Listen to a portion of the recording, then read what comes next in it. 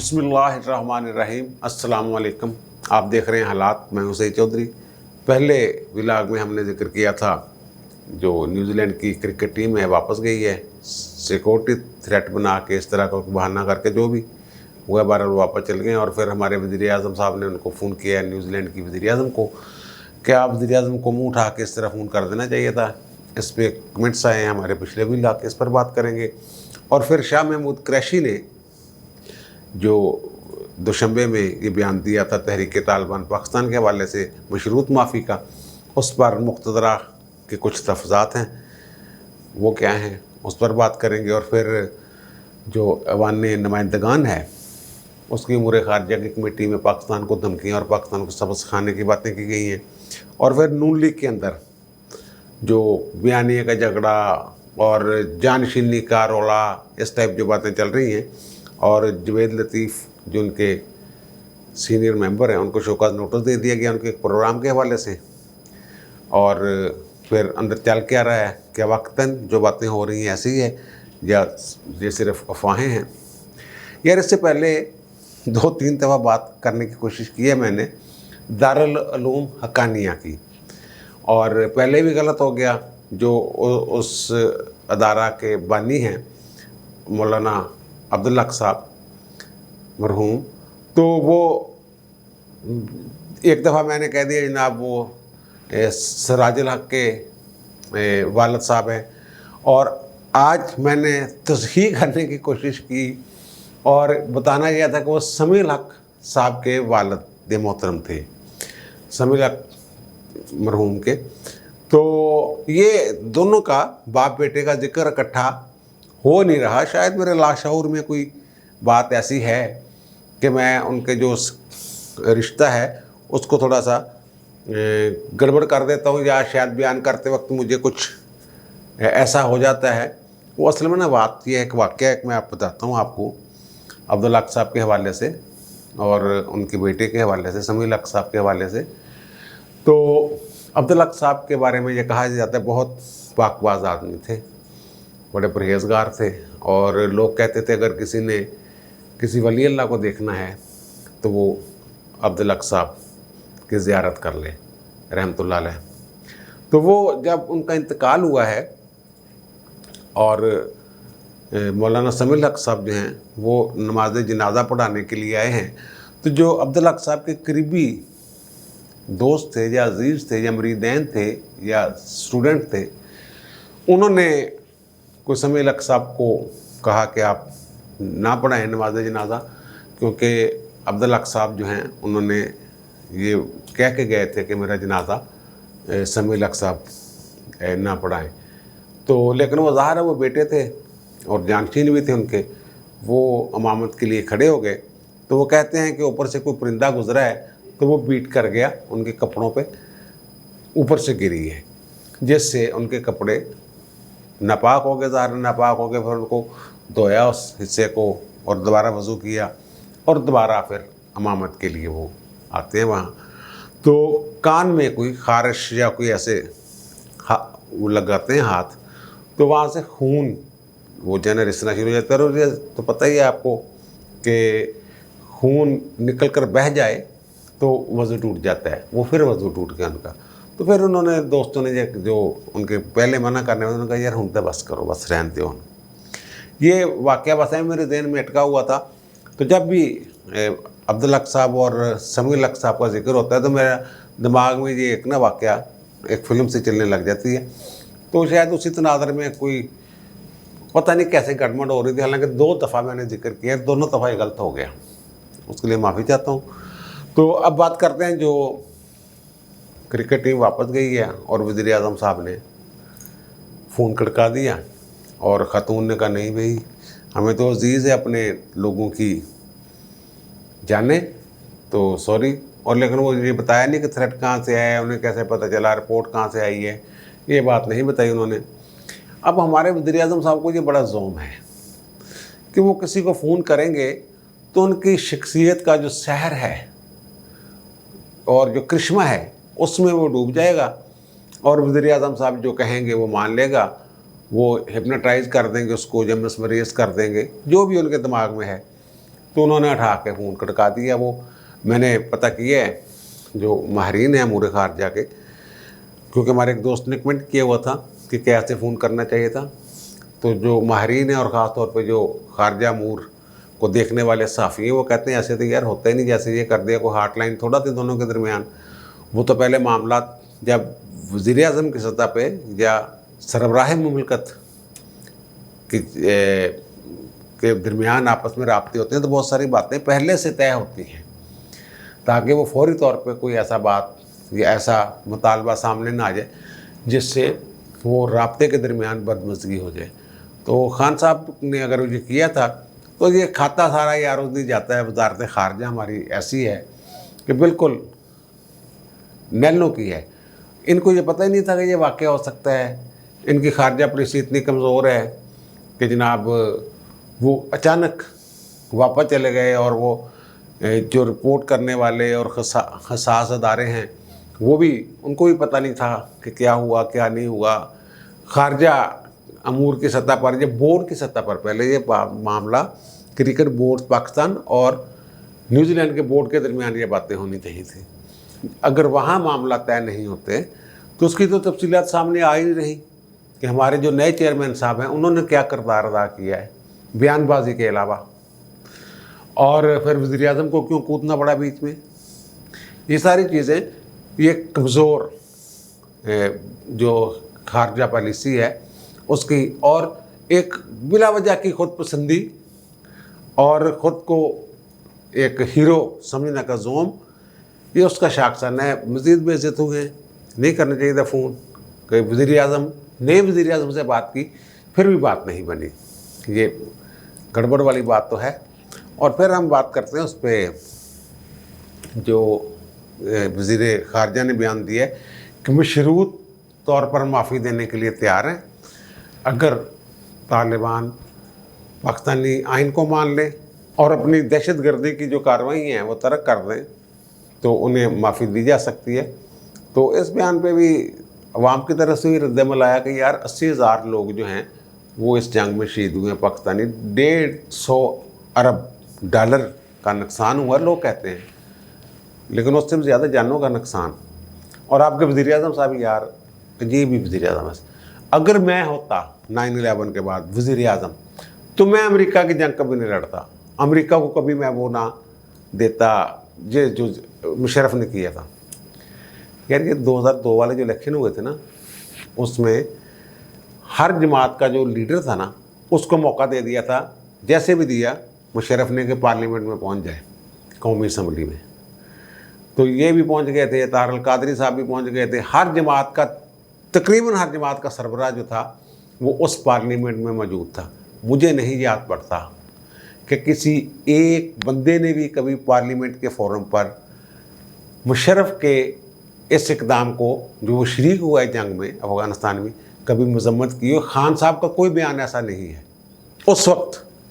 बाद में तो 20 साल बाद तो हालात तो वाक़यात ही बदल जाते हैं।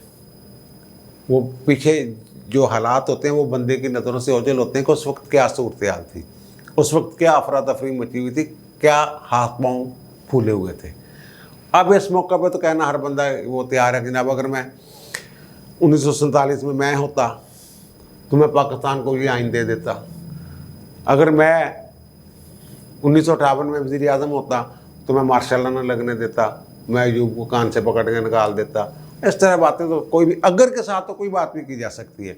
अगर मैं ये होता, हमारे वज़ीर आज़म साहब इसी तरह के बयान दे दे कर वो उस पर खफगी बढ़ रही है अमेरिका की, उस पर तो बात करेंगे भाई। वो उस पर मैं बात कर रहा था, शाह महमूद कुरैशी साहब, बीच में खान साहब आ गए। वो जनाब उन्होंने जो कहा माफ़ी वाली, तो वो जो है ना मुक़्तदरा, उनकी तरफ से कुछ नाराज़गी कह लें या कुछ भी कह लें, बहरहाल उनकी तरफ से ये कहा गया है कि ये बयान जो है ये बहुत कबल अज़ वक्त है। और ऐसे जैसे कि मैंने कहा ना, जब वज़ीर आज़म से बात करता है तो बहुत सारे मामला पहले से तय होते हैं। जब इस तरह का बयान दिया जाता है, ये तो सीधी सीधी रियासत की कमज़ोरी का इज़हार किया है वज़ीर ख़ारजा ने। वो कहते हैं, मैं नहीं कहता, वो कहते हैं कि वो बंदे जो 6-7 हज़ार का एक टोला है तहरीके तालिबान पाकिस्तान जिसको कहते हैं, चलो ठीक है, उनके दाश्त से या कोई तल्लुकात होंगे अलकायदा से, थोड़ी सी स्ट्रेंथ बढ़ सकती है उनकी, लेकिन वो इतना टोला है, उससे खौफज़दा होके इस तरह का ऐलान करना, ये तो रियासती जो रिट है उसकी कमज़ोरी का इज़हार है कि कानून की अमलदारी के काबिल ही नहीं है ये हुकूमत। वो कहते हैं कि ये मामलात भी, ऐसे मामले जब आम माफ़ी वगैरह का ऐलान किया जाता है ना, अब हमारे वज़ीर-ए-आज़म साहब तो यार वज़ीर-ए-आज़म हर मिनट बाद याद आ जाते, क्योंकि जेडी भी चवल होंगी है ना वजी, वो पिछे वज़ीर-ए-आज़म का कितने ना कितने कोई किरदार ज़रूर होंगे। अब बलोचिस्तान बलोचों को कौमी धारे में लाने के लिए वो बुगटी के बेटे को पता नहीं किसको को दिया था, वो कितने महीने गुजर गए हैं, वो कहाँ हैं अब वो कौमी धारे में लाने वाले, और वो पहाड़ों पर चढ़े हुए बलोच कैसे वापस आएंगे, कहाँ गए, क्या हुआ। तो इस बारे में ये कहते हैं कि पहले भाई जी तय करते हैं उनके बड़ों से मामलात, जब वो आमादा होते हैं कि ठीक है हम ये कर लेंगे, फिर इस तरह की बातें की जाती हैं। या अगर मुज़ाकरात हो रहे हैं, राब्ते हो रहे हैं, कुछ बात बन रही है, फिर ये लीक की जाती है बात। ये ऐसे ही लीक नहीं कर दी जाती जैसे वज़ीर-ए-आज़म साहब आपने लीक कर दी एकदम अंधाधुंध करके, या कह दीजिए तो साफ पता चल गया ना पाकिस्तानी हुकूमत माफ़ करने के लिए तैयार है।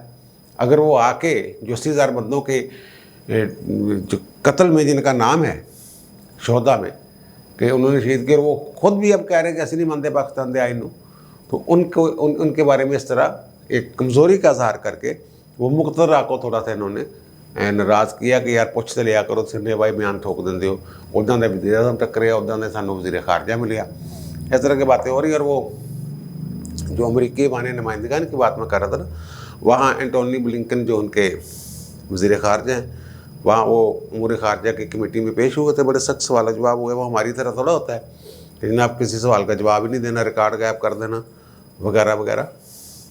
तो वहाँ उन्होंने ये कहा कि पाकिस्तान को देख रहे हैं, और बार बार ये बात वहाँ की जाती रही कि पाकिस्तान ने ठीक है हमारे लिए काम किया है, लेकिन वो डबल गेम भी करता रहा है। ये बातें वहाँ हुई हैं।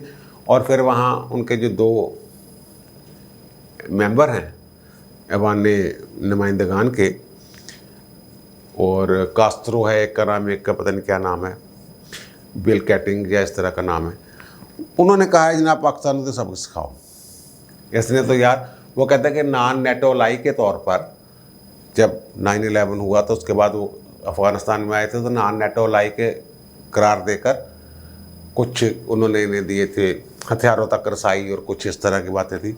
वो कहते पहले इसका ये स्टेटस ख़त्म करें ना, हालांकि उस स्टेटस का हमें फ़ायदा कम हुआ, नुकसान ज़्यादा हुआ, लेकिन वो कहते हैं ख़त्म करें, और दूसरे के पाकिस्तान को ये सबक सिखाएं। और वहाँ जो चर्चा रहा है जिस वजह से वो एक मौसर दलील के तौर पर अपने वज़ीर ख़ारजा के सामने जो ऐवान नुमाइंदगान के अरकान थे, वो सबसे बड़ी दलील क्या दे रहे थे कि पाकिस्तान के वज़ीर-ए-आज़म इमरान खान ने तालिबान के काबुल पर कब्ज़ा के बाद ये बयान दिए। उसके बयानात जो हमारे वज़ीर-ए-आज़म के हैं मुख्तलिफ़ किस्म के, वो ख़वातीन वाला बयान और फिर तालिबान की फेवर में बयान, अभी जब फैसला ही कोई नहीं हुआ कबल इस वक्त बयान देने, ये कोई इलेक्शन थोड़ा रहे मुल्क के अंदर कि आपने कोई फ़ज़ा बनानी है सियासी, उस पर उन्होंने सबसे ज़्यादा तनकीद की है। तो फिर यही बात फिर वहीं आ जाती है कि वज़ीर-ए-आज़म साहब को कोई ब्रीफिंग दे दे, कोई समझा दे, भाई मुल्क ऐसे नहीं चलता। लोग कहते घर नहीं चलता इस तरह, वैसे तो घर चलिया भी नहीं इन्होंने को, पता नहीं, बहरहाल जो भी है, लेकिन ये है कि वो इस तरह की बातें होती रही हैं। अब सबक सिखाना तो बड़ा आसान है, जैसे आज न्यूजीलैंड वाला वाक़या हो गया है। अगर हो सकता है खुफिया तौर पर हसास अदारों ने कोई रिपोर्ट दी हो और उन्होंने कहा गया हो, अमरीकी इदारों ने ये रिपोर्ट दी हो न्यूजीलैंड को और कहा हो यार साड़ा नाम नहीं लेना, फिलहाल रौला बन जाता होंगे, साढ़े जसूस सामने आ जाएंगे, पता लग जाएगा कि मामला की नहीं है इस तरह। बाकी फिर वो जो हमारा यूरोपीय यूनियन में तजारत वाला मामला है, उस पर भी कुछ भी हो सकता है, FATF पे हो सकता है, कुछ भी, वो हमें तो किसी तरफ से भी घेर सकते हैं। वो गरीब आदमी की केड़ी गल होंगी है, चौधरी जितों मर्जी घेरा पाला दोनों, ठीक है ना। तो भाई ये इनको मेरा ख्याल है कि ये कहते थे कि ट्रेनिंग की ज़रूरत है फलां को, मैं कहता हूँ, और ये पूरी दुनिया इनकी मुरीद हो जाए, सदर साहब कह रहे हैं। और वो जो मुरीद है ना, जिनको आप मुरीद करना चाहते हैं, वो आपके मुर्शिद बनने के चक्करों में पड़े हुए हैं। और दूसरी यार वो नून लीग वाली बात चल रही थी कई दिनों से कि जनाब वो जब जो इजलास हो रहे हैं, जो 15 और 16 सितंबर को हुए हैं इजलास, वहाँ शहबाज शरीफ ने आना था, वहाँ वो भी नहीं आए, हमज़ा भी नहीं आए, वो शायद नाराज़ हैं, कोई रोला चोला है। अच्छा, अब एक बड़ी दिलचस्प बात, जवेद लतीफ़ साहब जो हैं, उन्होंने कहीं को बयान शयान दिया कि जनाब 14 सितंबर को ही रात को उन्होंने पैगाम दिया, पैगाम नहीं दिया, किसी टीवी चैनल पे वो बैठे हुए थे तो उन्होंने पूछा कोई, उन्होंने कहा हाँ मुझे लगता है कि नून लीग में कुछ लीडर हैं जो असाइनमेंट में हैं, यानी वही जो मुज़ाहमत और मुफाहमत वाली बात है कि वो जो झगड़ा करवाने के लिए और नवाज शरीफ के बयानिया के ख़िलाफ़ काम करने के लिए असाइनमेंट्स पर हैं। अब ये है बात 14 की रात की। 15 को इजलास होता है, शहबाज शरीफ नहीं आते। 16 को इजलास होता है, शहबाज शरीफ नहीं आते। आज शोकॉज़ नोटिस हुआ है जवेद लतीफ़ साहब को कि ये पार्टी डिसिप्लिन की खिलाफ वर्जी, आपने जो 14 सितंबर की रात को बयान दिया था, ये एहसन इकबाल सेक्रेटरी साहब जो हैं उन्होंने जारी किया है। और उन्होंने ये कहा है कि जनाब कायद जो हैं नवाज शरीफ, उनके कहने पे जारी किया गया है।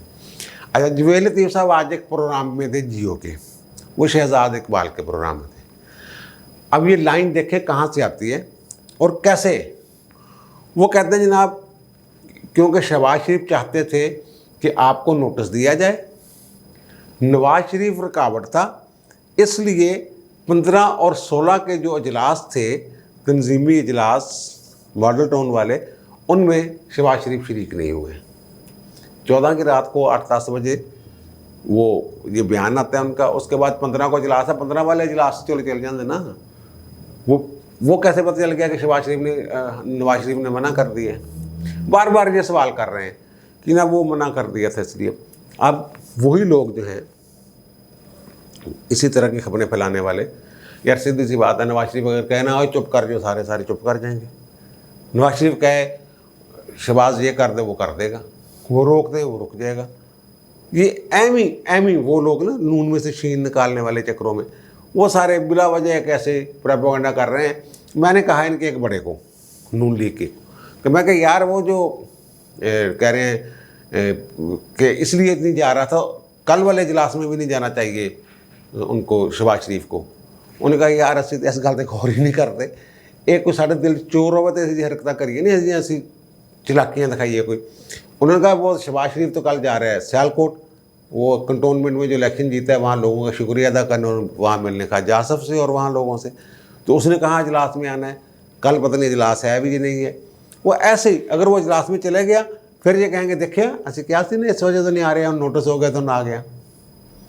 इस तरह की सारी बातें ना। वो एक साहब मुझे वही लोग उन जंजियार जो नून में से शीन निकालने वाले, वो कह रहे हैं कल वाले इजलास में ना जब नवाज शरीफ खिताब करने आया है सारे खड़े हो गए, मरियम भी, राना सनाउल्लाह भी, एहसन इकबाल जो भी वहाँ थे, और वहाँ राना तनवीर साहब भी थे, वो भी खड़े।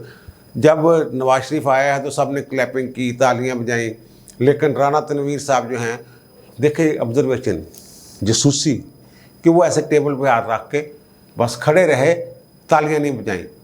क्योंकि राणा राजपूत पिंडी चौधरी निसार, इस तरह की स्टोरियाँ, छोटी छोटी बातें ऐसे नोट करके नून में तो शीन निकाली जा रहे हैं, वो निकलनी कोई नहीं, कम से कम अगले इलेक्शन तक तो नहीं निकलनी।